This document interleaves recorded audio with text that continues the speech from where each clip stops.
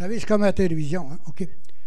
Mesdames et messieurs, ça nous fait plaisir, au nom du chapitre de Québec, des hommes d'affaires du Président l'Évangile, de vous présenter M. Guy Bégin en ce 12 novembre 2016. M. Guy Bégin.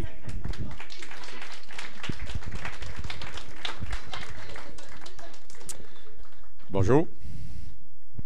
C'est une joie d'être ici ce matin parce que c'est tout le temps un honneur de parler du Seigneur. Moi, c'était un honneur toute ma vie. Puis, c'est une joie, premièrement.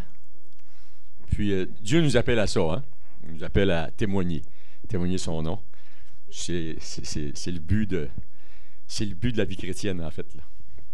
Fait que je vais me présenter. Il m'appelle Guy Bégin. Il m'a présenté, lui, mais il n'a pas dit ça comme il faut.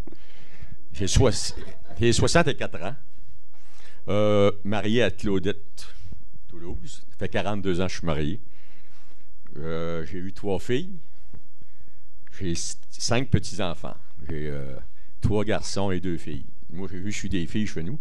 Fait que là, le Seigneur m'a béni, il m'a donné des gars. Puis, je suis travailleur forestier. Je possède une érablière. Ça fait environ 32-33 ans que j'ai acheté une érablière. Puis, je travaille dans le bois depuis ce temps-là. Mais dans le reste, tantôt, on parlait d'autres choses, mais en tout cas. Après ça, là, il faut que je suive les notes, puisque j'ai un horaire à respecter. Puis les gars ont de l'air malins ici, fait qu'il on va respecter l'horaire comme il faut. J'ai été élevé d'une famille, je suis venu au monde, moi, d'une famille, puis j'étais tout seul. J'étais fils unique. Puis mon père et ma mère sont mariés vieux, puis en tout cas, je suis tout seul dans la famille, puis quelques années après, on l'a adopté, c'était ma sœur, c'était une cousine, qu'on l'a élevée chez nous. Ça fait que la famille n'était pas grosse. J'ai été peut-être un enfant gâté un peu. J'ai été élevé d'un petit village. Mon père avait une boulangerie. Vous savez, dans le temps, tout le monde avait tous les petits villages avaient une boulangerie. Puis mon père avait une boulangerie, ça fait que j'ai été élevé à faire du pain, à passer du pain. Puis on a été élevé à travailler, à peu près comme les fils de cultivateurs. Hein. Aujourd'hui, ils parlent des bébés boomers, souvent, des bébés boomers, mais les bébés boomers, ils sont fait mettre à l'ouvrage jeunes. Les cultivateurs, les enfants, au même, ils travaillaient, puis nous autres aussi chez nous. Moi, j'étais tout seul chez nous. J'ai commencé à passer le pain avec mon père, il avait 7 ans, dans le village. Puis en arrivant de l'école le soir, je tranchais avec ma mère. On avait 2 employés, ma mère et mon père. C'était une petite PME, là, mais en fait, on l'a travaillé jeune. Puis on l'a appris à travailler. Malgré que j'étais gâté, j'étais tout seul chez nous. Fait que mes parents me gâtaient plus. J'ai été à l'école jusqu'à l'âge de 16 ans. J'ai fait ma deuxième secondaire 5, qui appelait dans le temps. Puis, j'ai pas fini ça. Il restait un mois d'école, puis j'ai commencé à travailler dans la boulangerie. Parce qu'il y a un de nos employés qui s'en allait. Mais c'était une bénédiction parce que le monsieur qui travaillait avec moi, c'était un monsieur Emmanuel Fortin. J'avais donné mon témoignage à Saint-Georges, je ne sais pas, 7-8 ans, 10 ans, à peu près. Puis, je parlais de la famille Fortin. C'est la première famille qui est venue au Seigneur dans notre coin. Puis, je travaillais avec ce monsieur-là. Ça fait que, petit à petit, j'ai commencé à travailler avec mon cousin Emmanuel Fortin, comme je disais, vers à peu près en 1968. Oui. Puis moi, j'avais une vie, dans ce temps-là, c'était pas il y avait moins de drogue dans nos petits villages, il n'y avait pas de drogue, ces affaires-là, mais qui c'est qu'il y avait, c'est de la boisson. La boisson, ça, dans notre temps, c'était ça qui était le fléau.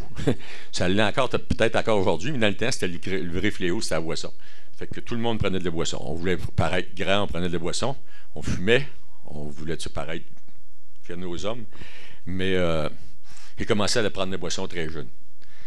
Puis, disons que sans s'en rendre compte, quand on prend des boissons, on vient accro. On n'était pas accro des cellulaires, puis en tout cas, on était accro de la boisson. Ça fait qu'assez vite, moi. Je ne peux pas me mêler dans mes notes. Bon. Je travaille. Il y avait Emmanuel Fortin. Moi, j'étais tout seul chez nous, mais la famille Emmanuel Fortin, il était 13, eux autres. Ça fait que ça, c'était comme mes frères et mes sœurs, ils restaient en face de chez nous.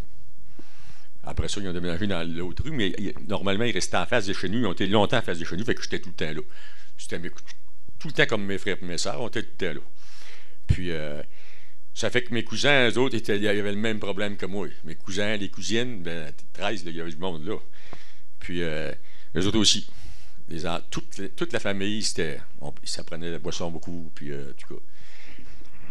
Puis, un jour, la belle-sœur à Emmanuel Fortin est descendue de Montréal, puis elle est arrivée avec l'Évangile. Elle parlait de ça à Emmanuel. Emmanuel, ça, c'est un religieux. Un vrai religieux, là. Pas, il ne faisait pas ça à moitié, c'était religieux à 100%. Sa femme, les enfants, les enfants, c'est pas à cause qu'il prenait la boisson qu'il n'était pas religieux, mais il était religieux pareil. Mais, puis, elle avait annoncé l'Évangile à Emmanuel Fortin, fait que Emmanuel, il était senteux. Il dit, m'a checké voir si c'est vrai. Elle lui avait donné un Nouveau Testament. Un Nouveau Testament ou une Bible, là, je ne m'en rappelle pas, parce que, écoute, ça fait quelques années de ça. Ça fait qu'il s'est mis à lire, puis là, il allait voir sur, la place où il allait à l'église, là, puis il parlait de ça au monsieur. Il dit, gars, c'est marqué ça, c'est marqué ça, c'est marqué ça. Ça fait qu'il s'est fait mettre dehors. Il s'est fait tirer dehors de sa religion. Ça fait qu'après ça, ben, il s'est trouvé une église évangélique. Il est allé à Saint-Georges. Parce qu'il n'y avait pas beaucoup dans le temps des églises évangéliques. Dans notre coin, il y avait l'église baptiste à Saint-Georges. Il y avait un peu juste ça. Puis, il s'est converti. Il a donné sa vie au Seigneur. Sa femme a donné sa vie au Seigneur. Après ça, les enfants, comme je vous dis, ils étaient fidèles dans leur religion, mais après ça, ils étaient fidèles à Jésus-Christ. C'était pas des à moitié, là. Ils n'étaient pas sur la clôture. Ils étaient d'un bord de la clôture. Ça fait que moi, je voyais tout ça. Tu sais, ça m'intéressait plus ou moins à 16 ans, là. J'avais ma petite vie, puis les affaires allaient bien. Moi, je restais chez nous. Ma mère m'habillait, puis elle avait un salaire, puis ma mère m'habillait, puis elle me nourrissait, puis en tout cas. Alors, j'étais bien. Ça fait que. Mais petit à petit, mes cousins sont convertis, puis c'est ça qui m'a attiré à Christ, parce que il y avait des vies transformées, là. Pas transformées un peu, des vraies vies transformées. Je les voyais aller, puis je disais, ouais, ça c'est vrai, certain que ce qu'ils font, c'est impossible. C'est impossible d'avoir des vies transformées comme ça. Tu sais, délivrer de la boisson, blasphème, et on peut en mettre, là. Tout est le tralala. Je les regardais vivre, puis je voyais ça, et je disais, eux autres, ils l'ont. Ça ne m'intéressait pas plus, par exemple. Moi, tout, elle l'avait. Quand on ne connaît pas le Seigneur, on pense que c'est des vies de monastère. Hein? Hein? On pense que c'est des vies de monastère qu'on a le Seigneur, parce qu'ils font plus ci, ils font plus ça, ils font plus ci, ils font plus ça, mais il avait de l'air heureux pareil. Il les regardait aller, il avait de l'air heureux au coton. Ça fait, il dit, en tout cas, ils sont heureux de même, moi je suis heureux comme ça. Moi je continuais. Moi je continuais dans ma petite vie boisson, puis tout, elle tralala. Je donne l'ordre de vous conter ça, parce que vous savez ce que je veux dire. Puis, une journée, un de mes cousins, il m'avait offert à aller à l'église à Mégantic. Une église évangélique à Mégantic. Fait que j'ai dit, oui, on va y aller. Fait qu'il embarque avec lui. Non, il embarque avec moi. Il avait un auto, puis il embarque avec moi. Fait qu'on monte à Mégantic, puis on s'assit. En arrivant, on s'assit à Nardley. On avait arrivé, peut-être pas tard, là, mais c'est à la limite. On s'assit en arrière, puis vous savez, quand on va dans une nouvelle église, surtout une église évangélique qu'on ne connaît pas, il y a plusieurs d'affaires qui nous passent dans la tête. Hein? Il dit, qui c'est qui me passait dans la tête? Il y avait une madame assise à peu près peut-être à 10-15 pieds de moi, 3-4 rangées de main de moi, puis elle donne une parole de connaissance. Elle dévoyait tout ce que je pensais. dans mon cœur. C'est ce qui est de valeur, c'est que je ne me rappelle plus ce que je pensais. Ça fait pas assez longtemps, ça fait 48 ans d'être ça. Ça fait pas longtemps. Mais elle dévoile tout ce que je pensais. Hey, qui a dit ça? C'est direct ce que je pensais. Ça fait que là, je me suis dit, Seigneur est ici, c'est sûr. Parce que personne ne peut savoir ce qu'il repensait. Personne. Elle ne m'avait même pas vu, puis elle ne me connaissait pas. Ça fait que ça reste de même. On revient, puis la vie continue. La vie continue parce que moi, on continue à travailler, puis continue à faire ma petite vie d'avant. Mais j'oubliais pas ça. Tu sais, je pensais à ça souvent. Tu sais, je pensais, ouais. Puis regarder mes cousins vivre, j'ai dit, tu sais, au commencement, on pense que ça peut être un feu de paille. Tu sais, ils ont arrêté de prendre de la boisson, peut-être bien, qui se forcent au coton, puis tu sais, il dit, moi, il y avait. Après, là, il ne faut pas me mêler dans moi. Je vais vous cadrer tantôt. Il disait, je les voyais agir, puis plus que ça allait, mieux qu'ils étaient. Ça fait que, l'affaire est bonne. Fait que petit à petit, je me suis dit, eux autres, ils ont en vérité, c'est sûr qu'ils ont en vérité, parce que ils ne peuvent pas faire ça tout seuls. Des vies transformées de même, tout seul, c'est impossible. Ça fait que je savais que c'était la vérité. Je savais qu'il fallait faire ça probablement pour aller au ciel. Mais j'aimais ma vie. Vous savez, la Bible a dit qu'il y a un plaisir pour un temps. Il y a du plaisir dans le péché. Ça c'est sûr, puis c'est vrai. C'est sûr. Si la Bible dit, c'est vrai. Ça fait que moi, j'étais à ce bout-là. Ça fait que là, j'ai dit, je vais continuer de même. Puis la vie se déroulait. Elle avait 16 ans, vois-tu. Quand j'avais été à Mégantic, non, j'avais commencé à travailler avec Manuel, j'avais 16 ans. À Mégantic, j'avais 18 ans. Puis, comme je vous dis, que mes cousins et mes cousines, là, je les regardais aller. Là, la vie se passait. Ça fait que plus tard, je me suis marié. J'avais 22 ans que je me suis marié. Fait que la vie passait, hein? Ça glissait pour vrai, là. Je savais tout que c'était la vérité, mais c'était tout un monde pour les autres. On en connaît du monde de même. Puis, je parle pas du monde de même pour rire d'eux autres, parce que j'étais de même. Hein, puis, la vie continuait, on s'est mariés. On commençait à aller à l'église évangélique un peu, quelquefois. Puis d'un coup, on y allait presque à toutes les dimanches. Ma mère y allait. Puis, mais, aller juste à l'église, encore. Aller juste à l'église, ça ne sauve pas. Aller à l'église, j'attendais la parole, puis j'attendais la vérité. Puis, Claudette s'est convertie avant moi, ma femme. Elle s'est faite baptiser avant moi. Puis, ça continuait de même, mais là, j'avais commencé à lire la parole aussi. Je lisais, moi, j'ai lu, c'est rare que ça arrive, parce que j'ai lu le Nouveau Testament peut-être bien 2-3 fois avant de me convertir. Ça vous donne à dire, j'avais la tête dure, pas un peu. Pas un peu. Ça fait que on continuait comme ça, mais encore, moi, je pensais que donner notre vie au Seigneur, ça, je regardais ça, puis je voyais tout ce qu'il y avait dans ma vie, toutes les péchés qu'il y avait dans ma vie, toutes les mauvaises habitudes qu'il y avait dans ma vie. J'ai dit, Seigneur, j'aimerais ça te donner ma vie, mais c'est impossible. Je ne suis pas capable de faire ça. Je ne suis pas capable d'agir comme à ce monde-là parce que c'est plus fort que moi. Premièrement, j'aimais mes péchés, les jeux. Deuxièmement, je ne croyais pas que j'étais capable de le faire.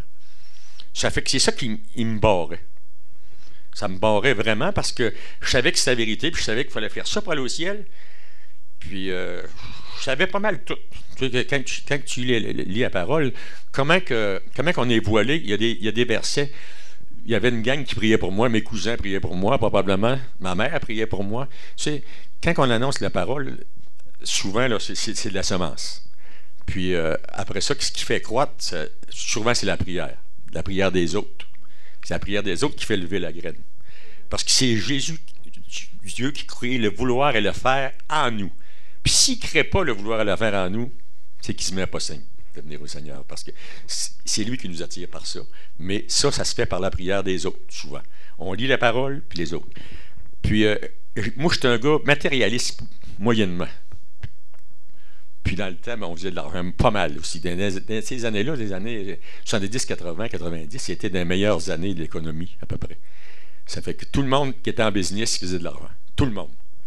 Ceux qui rougeaient un peu, là, ça rentrait. Ça fait que on n'avait pas besoin de grand-chose. Mais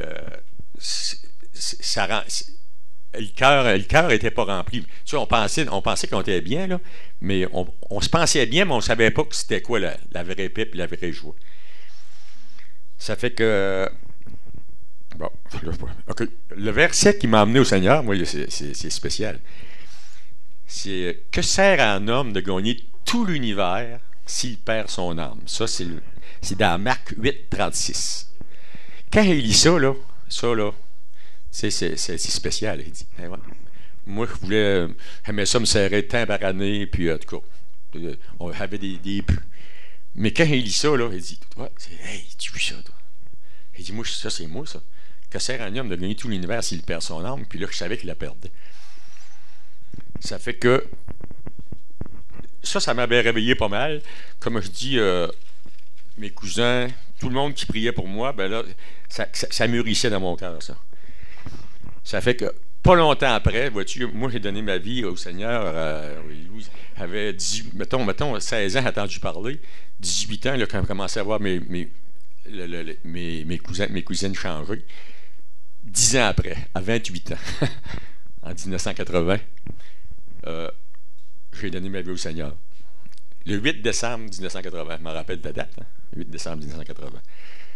Puis, à partir de ce moment-là, ça a changé pour vrai. Là.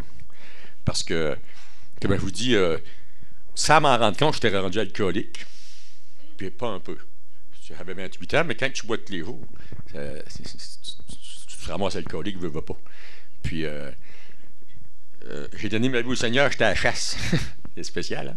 J'étais à la chasse. Puis là, j'ai dit, Seigneur, là, cette vie-là, là, je suis tanné. Puis, je te demande pardon. Puis, viens dans ma vie. Puis, je me rappelle, j'ai pleuré comme un bébé. Un bébé, là, pour vrai. C'est un homme qui pleure, c'est rare, ça, mais là, quand j'ai donné ma vie au Seigneur, j'ai pleuré vraiment beaucoup. Mais, pas compris vraiment ce qui se passe en dedans de nous. Quand on fait ça, on comprend pas tout de suite que le Seigneur est rentré, le Saint-Esprit est rentré en nous. Hein. Dans la semaine qui a suivi, moi qui buvais tous les jours, pas un peu, libéré de boisson. Boum. Puis, malgré moi, c'est spécial, hein? Malgré moi. Je reviens chez nous, lundi, mardi, mercredi, jeudi, vendredi, pas la goutte de boisson. Je suis malade. C'est sûr, il dit, je suis malade. Je me retourne à l'hôtel. Je me cale une grosse bière dans le temps. On pouvait de la grosse, de la petite, c'était passé. Je me cale une grosse bière, j'avais de le verre, j'avais une gorgée dans ça, puis je m'en vais à la salle de bain. Il y avait des miroirs partout dans ce temps-là, dans les hôtels. Dans la salle de bain, il y avait des miroirs partout. C'était beau, dans ces là, c'était beau quand on était jeune, du tout. Là. Il n'y a pas juste les jeunes d'aujourd'hui qui sont beaux quand ils sont beaux. Ça fait que. Puis, il y a une petite voix dans mon esprit qui me dit, c'est fini, t'es libéré de ça, la boisson. Ah, bon. Je reviens, m'assire, je finis même pas mon verre, m'en va chez nous, ça a fini comme ça, la boisson. Jamais pu, aucun goût prendre de boisson. Rien. J'ai pris tout de même en 30 ans, je sais pas, peut-être peut-être bien 2-3 bouteilles, il en a en masse, là. Mais, non, j'ai été libéré de la boisson complètement. Je blasphème et pour en mettre là, une méchante liste. Le Seigneur, il ôte les grosses affaires dans nos vies.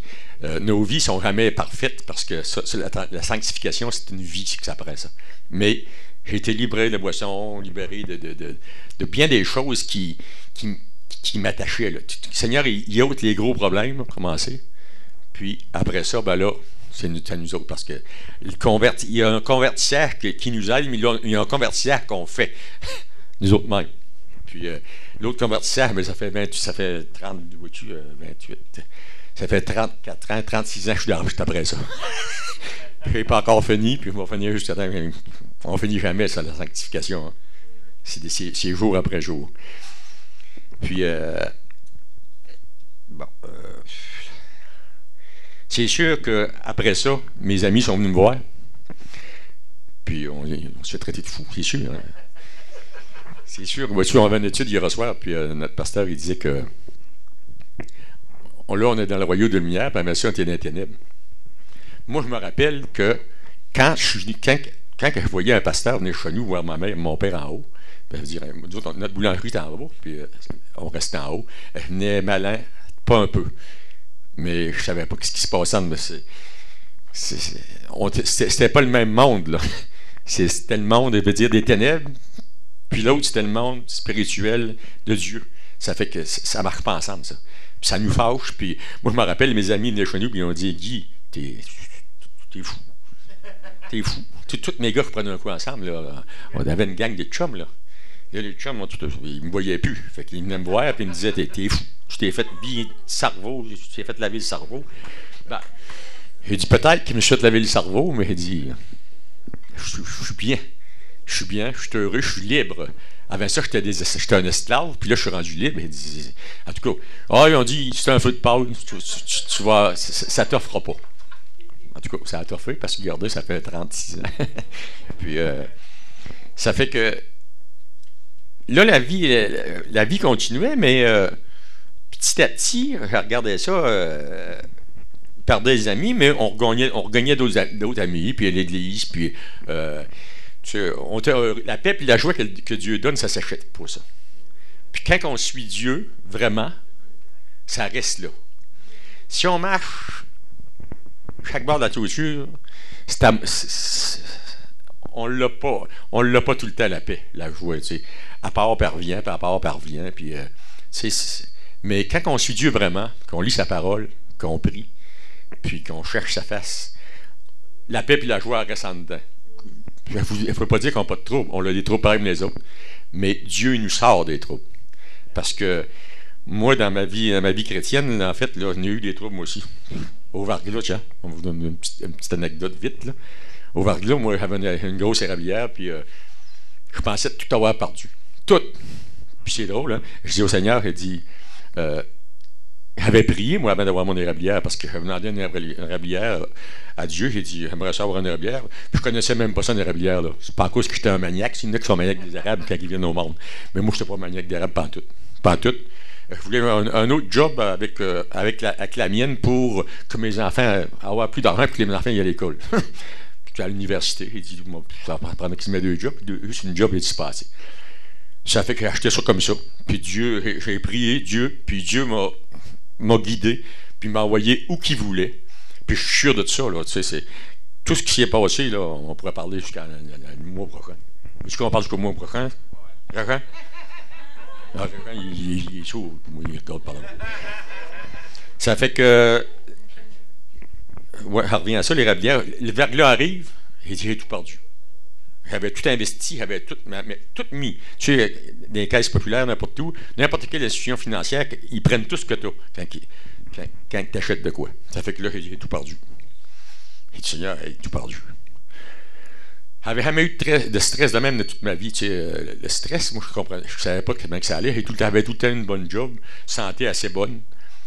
Puis, on gagnait bien notre vie. Ça fait qu'on n'avait pas de problème vraiment d'argent. Ça fait que le stress, je ne connaissais pas ça, mais là, j'ai connu ça. La boule que ça fait, là, j'ai connu ça, la boule 3 ou 2, ça n'a pas duré bien longtemps, parce que le Seigneur a dit de décharger nos fardeaux, mais ça, c'est plus dur à faire qu'à dire. Mais là, le temps que je décide de s'y donner, là, ces fardeaux-là, là, il est venu une moyenne boule. Mais le Seigneur a viré ça dans la malédiction du Verglas en bénédiction. C'est spécial, hein? Ça, c'est Dieu. Ça, c'est notre Dieu. Tu sais, moi, je disais, Seigneur, j'ai dit à 3000 d'ici, il n'y en a pas de la moitié. Les gars ont quasiment rien. Pour moi, chez nous, c'était magané pas mal. Mais, en tout cas, il a permis mon érablière aujourd'hui prospère, belle. Tu sais, Dieu a béni. Il avait des tubes finis. Il a payé. C'est le gouvernement, c'est tout vous autres qui a payé ça.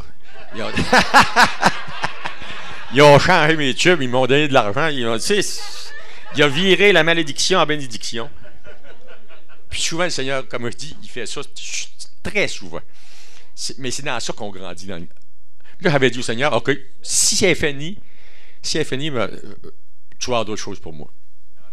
Puis ça a parti net, le moton a parti, puis on peut barrer avec ça. Ça fait que On va. Bon, 10.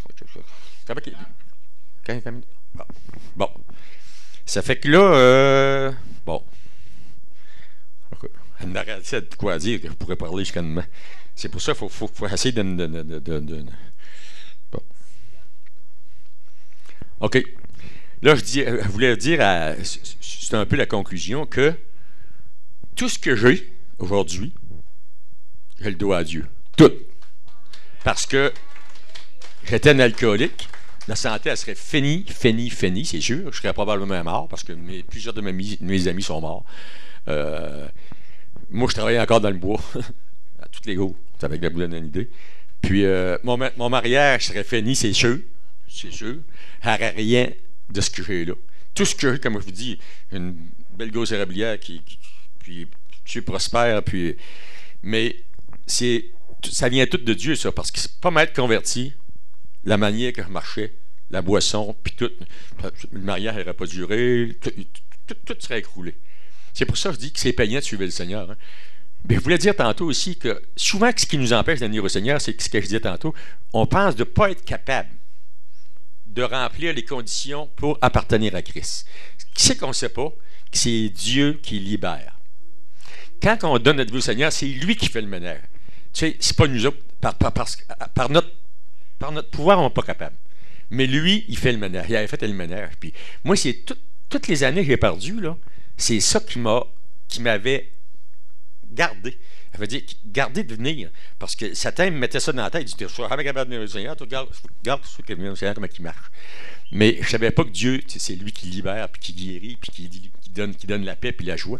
Tu sais, la paix puis la joie que j'ai là, jamais j'avais ça. Jamais. Je pensais d'être heureux. Comme je disais tantôt, je pensais d'être heureux. Mais je n'étais pas heureux le centième que je suis là, le millième. En plus, j'ai la vie éternelle. Tu sais, si je meurs, je m'en vais au ciel. Si j'ai des problèmes, Dieu s'en occupe. J'en ai des problèmes où tout le monde a. Mais Dieu est tout le temps là. Puis, tu sais, quand on fait affaire avec lui qui a créé, puis qui a créé tout l'univers, là, imaginez-vous qu'il y a du power dans de ça. Hein. On n'a pas besoin d'avoir peur de la vie. C'est quand on apprend à se confier en Dieu, plus on apprend à se confier en Dieu, plus qu'il prend soin de nous, premièrement, parce que ça marche avec la foi. La foi, ça, c'est la base de la vie chrétienne. Puis, ça prend ça. Plus qu'on la met à la foi agissante, plus qu'on s'en sert, plus que ça marche, plus qu'on vient que le stress, si tu as 80% d'exemple de stress, il vient à 20. Il ne faut pas dire qu'il n'a plus. Pas vrai, parce que Satan vient qu'il nous attaque. Puis, mais moi, la vie d'aujourd'hui, comme je parle de Trump, ça me fait faire bien à tout ça. Que c'est n'importe qui, ça me fait bien à tout. Je sais que Dieu est au contrôle de tout. Tout. Puis, j'ai pas peur de crever pour ça. On ne crevera pas pour ça, on va être enlevé, t'as bien pour ça. Ben, 10 minutes? OK. D'accident. OK, là, on finit ça. Ça, c'est en 2010, le 10 octobre 2010. 10. Bon. Moi, j'ai une érablière, puis j'ai un argot. Tu connais ça, un argot? Bon, c'est à 8 roues motrices, ça. Puis moi, je travaille avec ça tout le temps. Tout le temps. Ça fait que un matin, je montais justement avec un de mes frères, Gonzague Bélanger. On montait travailler à la cabane, puis il dit, on parlait de l'enlèvement. Il dit qu'on s'est enlevé, on va débarrasser du site. Puis ça fait que ça reste de même. Gonzague, il me dit, moi, j'aimerais mieux que ça retarde un petit peu, pas pour moi. Il dit, mes enfants ne sont pas sauvés. Il dit, il faudrait qu'ils seraient sauvés avant. Ouais, mais du Seigneur, il va se rendre avec ça, Gonzague. Ça fait que ça reste de même, on monte à la cabane, puis lui, je l'envoie d'un coin de sucrerie, il y avait des drops à poser, je l'envoie poser des drops. Moi, j'ai dit, j'ai un peu de bois à sortir avec mon argot, mais aller sortir ça, le temps. Puis fait qu'il visait beau, il avait fait -3, -4 dans la nuit à peu près, puis Gonzague avait emmené son lunch. Il dit, on va se rencontrer à la cabane vers 3 heures après-midi. Il dit, OK. Il dit, on va monter mon lunch, je vais manger dans le bois. Il dit, à 3 heures, je vais être là.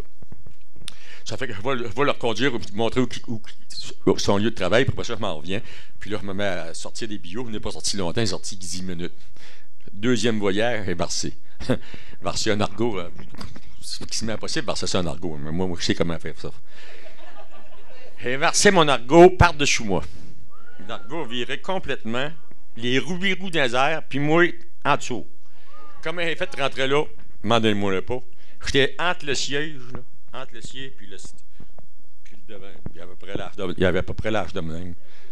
Les 2 pieds sortis. Non, il n'était pas sorti au commencement, il venait à bout de les sortir. Là, le moteur virait. Et puis il sentait le gaz. Il dit, passe au feu ici. Brûle ici. Et il venait à bout, il avait un bras qui ne pouvait pas me servir, mais l'autre, il venait à bout de fermer la switch. Ça fait que j'étais certain de passer au feu là. Puis ce matin-là, comme je vous dis, il avait fait moins 3, moins 4 dans la nuit, mais c'était une belle journée d'automne. Mais il devait faire à peu près 3, 4 dehors. Puis où j'ai versé, c'était dans un chemin, puis il y avait comme de l'eau qui coulait un peu c'est comme des chemins de bois qui se mettent tous des fossés, là, en fait, des rigoles un peu. Ouais, ça se rafraîchit. Ça avait rafraîchi. Ça fait que là, je suis venu tout trempe. Puis j'avais le frame du siège de l'argot sur le bras. Sur ce bras-là, ici. Comme ça. Ça fait que ça pesait, mon argot, ça devait peser à peu près 1500-1600 livres, puis il y avait 2 billots gros de même en arrière, ça winch. Il devait avoir 2000 livres à peu près. Mettons qu'il n'y avait pas 2000 livres sur le bras, mais en tout cas, il avait un méchant poids. L'argot était carré. Il était viré, il avait tout carré en arrière. Fait que là, il venait à bout de sortir les rames de là. Puis là, ça faisait pas trop de bien. Ça, tu savais ça, là, tu sais, la pesanteur. Plus que ça allait, plus que le bras enflait, puis la main. Puis là, il m'était amené à bout de me faire un petit trou dans la terre avec les mains pour mettre la face. J'avais la face à côté à terre. J'avais une vieille chick qui avait mis ça sur le bord, là, la face de même. J'ai été 8-9 heures là. 8-9 heures. C'est arrivé à 8h30, j'ai sorti à 5h à peu près. Ça fait que je veux que vous sachiez, quelqu'un qui parlait des miracles tantôt, là. C'est qui parle des miracles? C'est toi? C'est toi? Elle a vu une coupe de miracles, là. Ça fait que là, commencement, ben là, il dit, il va peut-être t'arriver quelqu'un. Non, il dit, c'est impossible parce qu'on se rencontre à 3 heures de l'après-midi. Tant qu'il s'inquiète. Mais il dit, il y avait un chasseur qui m'avait demandé de chasser chez nous. Puis il passait là d'habitude pour aller mettre ses pommes. Mais cette ronde-là, bien entendu, il a passé un autre chemin. C'est sûr qu'il a passé un autre chemin. Ça fait que là, il nous en passe des affaires dans la tête. Parce que moi, comme je dis, j'ai vécu la mort, mais je ne suis pas mort. Mais je sais quand on vit la mort, je sais ce qu'on pense. Je sais tout ce qu'on pense de A à Z. Tu sais, là, tu penses à ta vie elle se déroule, c'est sûr. J'imagine qu'il n'aurait pas été au Seigneur, là. Je ne sais pas ce que ça aurait fait. Mon voisin, là, qui reste, il s'appelle Luc Lachance, qui reste en face de chez nous, il dit, moi, j'aurais gratté jusqu'à la tête de traverser. J'aurais gratté à terre. Il dit, ah ouais, Luc, c'était de la roche et de la terre. Là. Tu n'aurais pas gratté longtemps. Hein. Tu aurais gratté jusqu'à temps que les doigts usent. C'était impossible. Essayer de faire des petits trous, impossible. Puis essayer de grouiller, ben, c'était impossible. J'étais déjà pris avec le bras. Là, la main me lançait, le bras me lançait. Me lancer, pas quand je parle de lancer, c'est pas un peu. Je me refais ça coup de masse sur la main. Puis, mais là, je criais à Dieu, viens me chercher d'ici. Viens me chercher. Viens me chercher. D'abord, j'étais prêt à mourir. Mais, comme je disais tantôt, on ne sait jamais, comment tu es chrétien, quand tu vis, il dit, mais quand on passe là à mort, c'est quoi qu'on pense là? On pense-t-il comme on pense là? Un sauvé, salut, on s'en va au ciel. J'avais hâte de voir l'effet que ça faisait. Mais merci Seigneur, parce que Dieu était avec moi, là. Ces 8-9 heures-là, ça va vous dire de quoi d'impossible encore. Ça m'a paru d'une heure et demie, 2 heures. Ben, 8-9 heures, j'avoue que c'est long. Ben, imaginez-vous ça dans la tête. J'étais en hypothermie au point de la mort, c'est simple. Quand il m'a sorti de là, j'étais au point de la mort. Puis, tout le temps, là, je criais à Dieu de venir me chercher. Puis il y a une petite voix qui m'a venu dans la tête, elle dit, samedi, ça dit en dedans de moi, j'ai encore besoin de toi. Il dit, besoin de toi. Ça doit être moi qui me dis ça. Il dit, voyons, non, encore besoin de toi. C'est moi qui me dis ça. Parce que j'étais sûr que je mourrais, parce que impossible de sortir de là, puis le fouet. J'ai dit, moi être mort, mec qui arrive, ça va faire longtemps que moi être mort. Mais là, je dis au Seigneur de me faire mourir plus vite, que je souffre moins longtemps. Ça fait que tout le temps s'est passé. 8-9 heures, ça m'a paru, comme on dit, 1 heure et demie. Dieu était avec moi. C'est probablement mieux. Là, tu sais, quand on est au Seigneur, on a un ange qui s'occupe de nous. Il était sûrement avec moi, assis à côté de moi, puis il me guettait. Parce que j'ai pas perdu conscience, parce qu'en hypothermie, si tu perds conscience, tu meurs tout de suite. Ton corps se défait un peu. Au bout de 8-9 heures, il y en a quelqu'un, mon voisin est venu. Là, je ne compterai pas les détails parce qu'on passerait la nuit de site. Mon voisin est venu. Puis là, je n'étais plus capable de respirer. J'allais ça, là, ligne à ligne. Ligne à ligne. Puis, il est arrivé, il a tiré son tracteur, il a levé l'argot, il m'a sorti de là. C'est moi qui lui ai dit tout quoi faire. Là, à partir du moment qu'il est arrivé, plus de problème de respiration, rien, zéro. Pareil, me respire là. Il est sorti, il me suis assis au cours du trou, ils sont venus me chercher. Ils m'ont monté à l'hôpital. À l'hôpital, j'étais sûr qu'elle allait mourir pareil. Mes reins ne marchaient plus. Tout arrêté. Le bras, normalement, il coupe ça de suite. Hein? Parce qu'écoute, à 8-9 heures, là, il s'est coupé. Là. Regardez, rien. Pas suivi de rien, partout. Ça fait que des miracles, là, il y en a eu, là. Je parlais de ça à l'hôpital, il disait ça, puis ça va faire ça. Personne ne me répondait. Parce que les autres, ils savaient que, tiens, vous donner normalement, ça, il nous remonte il nous remonte d'1 degré à l'heure quand on est en hypothermie. Moi, savez-vous combien ça a pris de temps? 1 heure, je suis là. 1 heure. Ça fait que là, il avait l'air bien énervé de ça, eux autres. Parce qu'il n'est pas supposé, c'est pas demain que ça marche. Parce qu'il va péter, c'est sûr, c'est impossible. Mais il est sorti de là. Je suis allé aux soins intensifs. Les reins ont commencé à marcher. Des miracles de même. J'ai témoigné au nom du Seigneur à l'hôpital. Puis, comme je vous dis, mais j'ai appris qu'il faut être prêt. Même si tu es chrétien, il faut que tu sois prêt. Puis, c'est plus le temps de se préparer beaucoup. Là.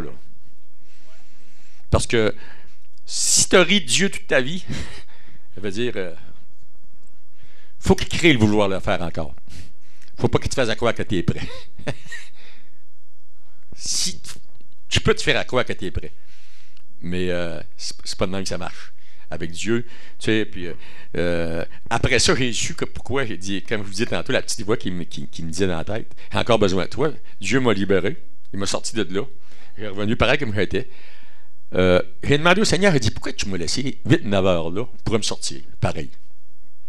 Ça m'agace un peu, ça. C'est ça, c'est des questions qui nous agacent. Hein. Pourquoi tu m'as laissé 8-9 heures là? La première fois que j'ai rentré au village, la semaine d'ensuite, à Saint-Gédéon, il faut déjeuner, il y en a un qui, en rentrant dans le restaurant, il dit « Salut le miraculé ». Ah, il dit « Miraculé ». Ah. Là, il dit « Veux-tu rire de moi? » Ah ben, il veut parler. En tout cas, ça reste même. Je m'envoie, je suis Napa, il dit « Salut le miraculé ».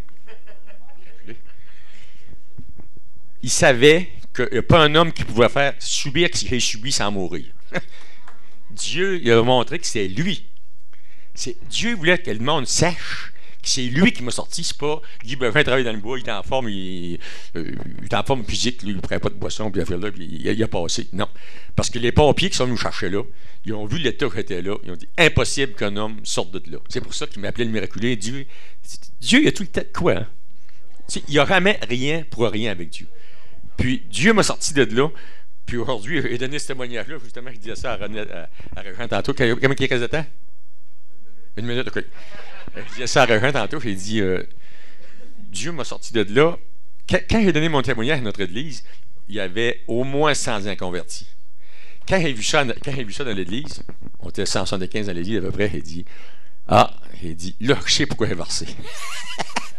C'était pour témoigner ça. Ça fait que c'est un petit peu ma vie en abrégé, là. Dans 40 minutes. On ne peut pas compter notre vie, hein, parce qu'on pourrait passer, on pourrait rester ici une semaine. Ça fait que je vous remercie beaucoup de m'avoir écouté, puis que Dieu vous bénisse tous.